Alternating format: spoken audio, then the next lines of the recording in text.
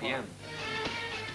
Caught in the Act har turneret kraftigt i Holland, Belgien og Tyskland og har fået en stor fanskare dernede. Nu er turen kommet til Danmark, hvor de nåede at komme i Tivoli, inden det lukkede.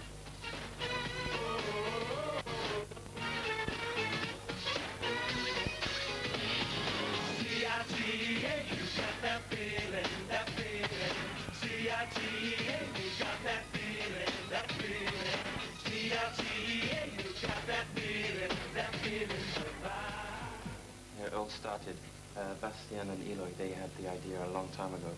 And Benjamin moved over to Holland with his family when he was about 11 or 12. And I stayed in England. But I knew Benjamin through friends while I was in drama school. And he already knew those. And one time he told me to meet them. He said, come over. And I said, well, I don't know. And he said, well, just come for a holiday, you know. And I thought, why not? Amsterdam would be really nice. And I met them, and I had a really good feeling about it. So then I called my dad. He's not very easy to persuade, so it wasn't like, he was sort of going, why? And so I had to really, like, persuade him. He's a good persuader. And, yeah, I had a really good feeling, so I called my mum and dad, and I said, I'm going to go and live in Holland. My mum and dad were like, oh my God, you know, what are you going to do?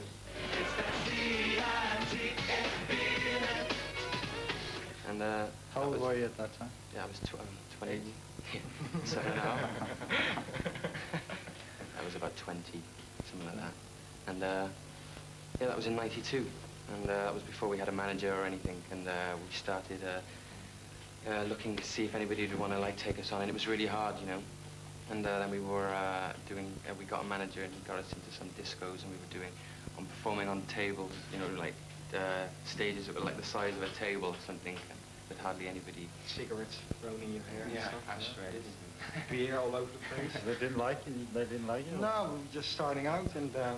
well, the thing is, in clubs, you know, you just have to pray to God that they're the kind of people that are going to like what you do, you know.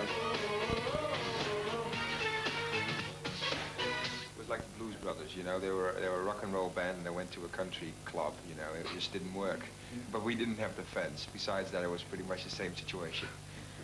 So, and it was also because, you know, those club people, they thought it's the best thing to put them really late at 3 o'clock or something. And everybody had liquor on already. Only the people who didn't got a date for the evening, so they got really drunk. They waited for us. Number one rule in show business, though, is to always just keep doing what you're doing. And, you know, what you'd set out to do it, keep on doing it on stage. So that we were doing the dance. You know, so it was kind of funny.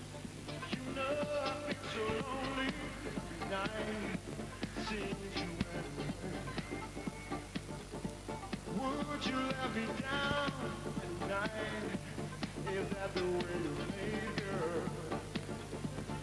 I keep telling myself it's alright, even though I cry. There's no question why. How can I be happy when my arms keep missing you, missing you? Because there's a lot of credibility in performing in gay clubs. We're not really aiming for like the gay people or like only girls or only that age or something. We're like aiming for people who like our music. And we all have like the feeling what you are, what color you have or whatever you do, it doesn't matter to us. If you have fun with us and if you like seeing a show of us, come to the show then. And I think everybody should do what they want to do and look how they want to look like. Sexuality has nothing to do with preference for music or, you know, your whatever. It has nothing to do with nothing. So we're very happy with anybody who likes our music and comes to our show, everybody. Ligesom Take That har ingen af de 4 medlemmer problemer med at indrømme, at de først og fremmest er underholdere. Først i anden række kommer musikken og sang.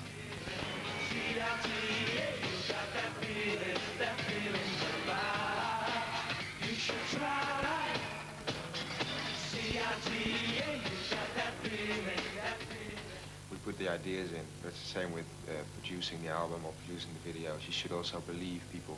If you ask people to do them, you should believe them and just, you know, take your idea and just leave it be for a while.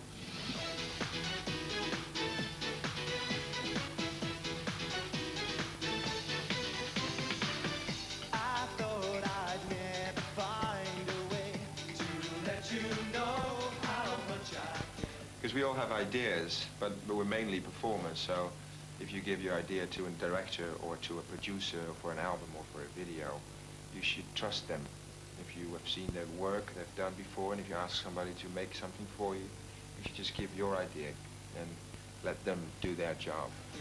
Our love grew stronger every day, but I just can't always be there. One thing you got to know, girl, you're all I need in this world. But there's still so much more to it. How much money do they spend on it? How much time does it take to do this video? So you must be very consistent in the way that you control things, aren't That's from experience. I mean, what we said, we've been together for so long, 4 years.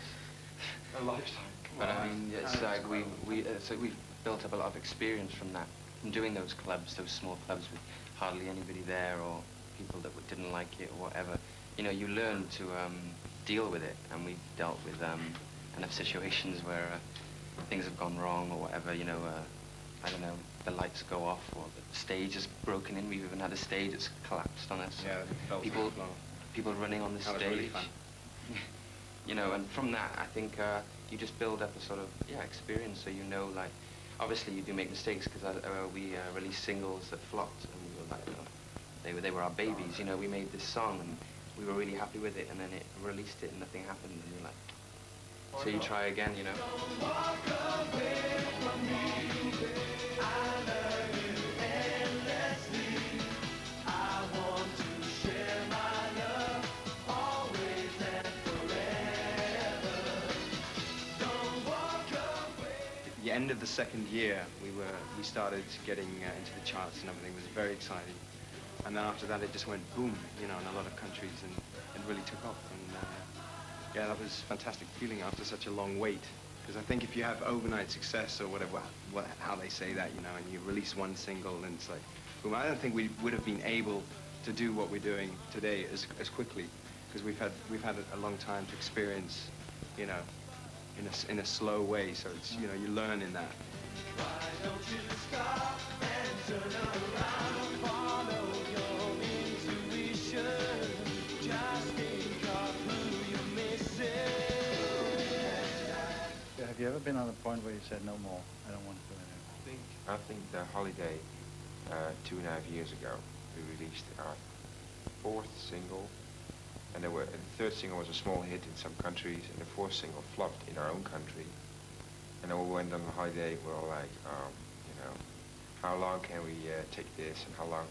But it's always small, it's a couple of hours you have that feeling. So we all went on a holiday, and then our management and the record company gave us a call because we entered the charts in Germany. And then everybody was like, oh, great. And that was really the turning point in it all. Yeah, it was like that phone call just did it. You know, it was like a fairy coming out of the sun saying, here is your hit, ding. You know. Well, at first it entered at like 86, so we were all like, oh great, and you know, it entered in another country, great.